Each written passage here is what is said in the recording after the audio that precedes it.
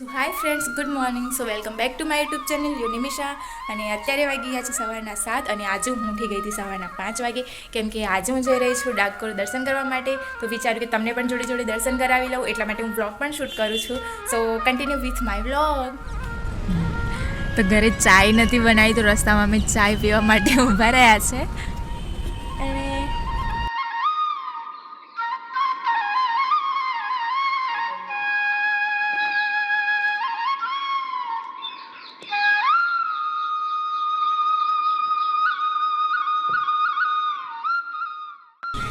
તો અત્યારે અમે પહોંચી ગયા છે ડાકોર અને ગાડી પણ પાર્ક કરી દીધી છે.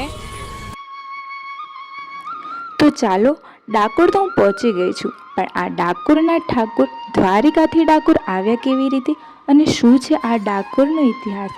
તો ચાલો જાણીએ આ દ્વારિકાના રણછોડ આપણા ડાકોરના ઠાકોર કેવી રીતે બની ગયા. કહેવાય છે કે ગુજરાત રાજ્યમાં રણછોડરાયનું પ્રખ્યાત મંદિર ડાકોરમાં આવેલું છે. પુરાતન કાળનું ડંકોર એટલે કે હાલનું ડાકોર. ડાકોર ગામમાં વીરસિંહ અને રતનબેનને ત્યાં વિજયસિંહ નામના બાળકનો જન્મ થયો હતો.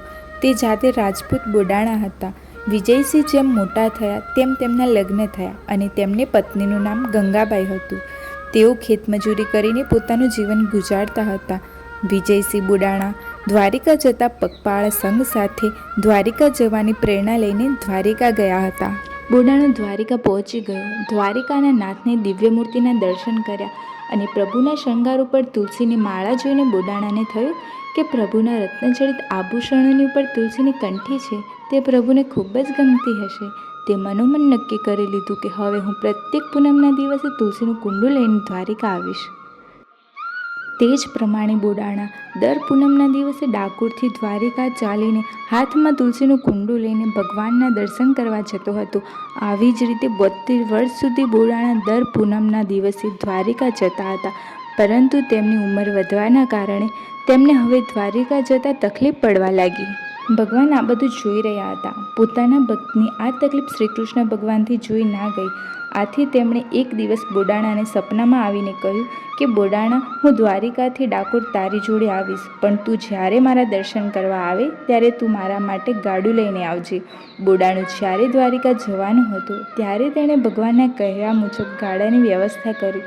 બોડાણો ખૂબ જ ગરીબ હતો. તેની પાસે પૂરતું નાણું પણ ન હતું.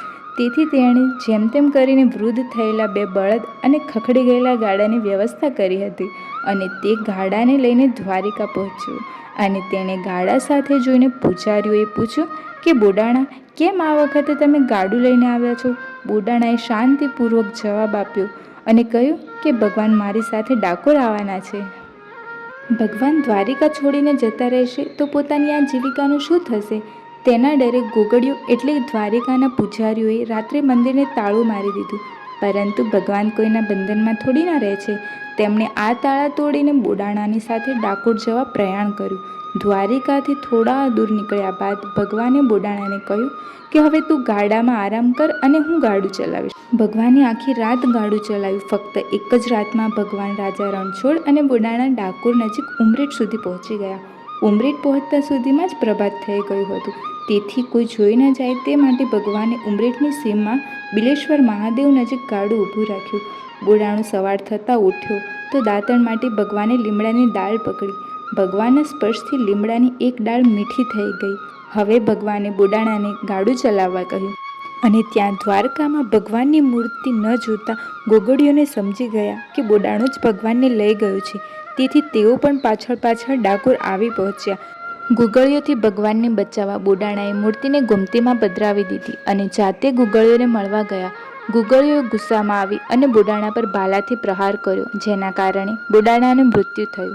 જે ગોમતીમાં મૂર્તિ હતી ત્યાં પાણી લોહીથી લાલ થયું. દ્વારિકાના પૂજારીઓને ભગવાનની મૂર્તિ માત્ર આજીવિકાનું જ સાધન હતી. તેથી તેમણે પોતાનું પર્યાપ્ત ધન મળી રહે તે આશ્રયથી ડાકોર આવેલા ગોગડીઓએ એવી શરત મૂકી કે જો ભગવાનને તમારે ડાકોરમાં રાખવા હોય તો મૂર્તિના વજન જેટલું સોનું આપો. તેઓ જાણતા હતા કે બોડાણો ખૂબ જ ગરીબ માણસ છે, તેથી તે સોનું આપી નહીં શકે. એટલે ભગવાનની મૂર્તિ દ્વારિકામાં જ રહેશે અને જો ડાકોરમાં રહી પણ જાય તો તેમને ભગવાનના બદલે ભારોભાર સોનું મળી રહેશે. બોડાણા પાસે સોનાના નામે તેની પત્ની ગંગાબાઈના નાકમાં પહેરેલી સોનાની વાળી જ હતી. જ્યારે ગોમતીના કાંઠે મૂર્તિને એક ત્રાજવાના પલ્લામાં મૂકી અને બીજા પલ્લામાં વાળી અને એક તુલસીની પાંદડી મૂકવામાં આવી, ત્યારે મૂર્તિ કરતાં વાળીનું વજન વધી ગયું અને મૂર્તિનું વજન ઓછું થઈ ગયું. આમ કૃષ્ણ ભગવાને ગંગાબાઈને ફક્ત એક વાળી ગોગડીઓને આપી તેમને વિદાય કર્યા અને પોતે ડાકોરમાં સ્થાયી થયા. આજે ડાકોરમાં તે જ સાચી મૂર્તિ છે જે પહેલાં દ્વારિકામાં હતી. તો આવી રીતે દ્વારિકાના રાજા રણછોડ આપણા ડાકોરના ઠાકોર બન્યા. તો આ હતો આપણો ડાકોરનો ઇતિહાસ.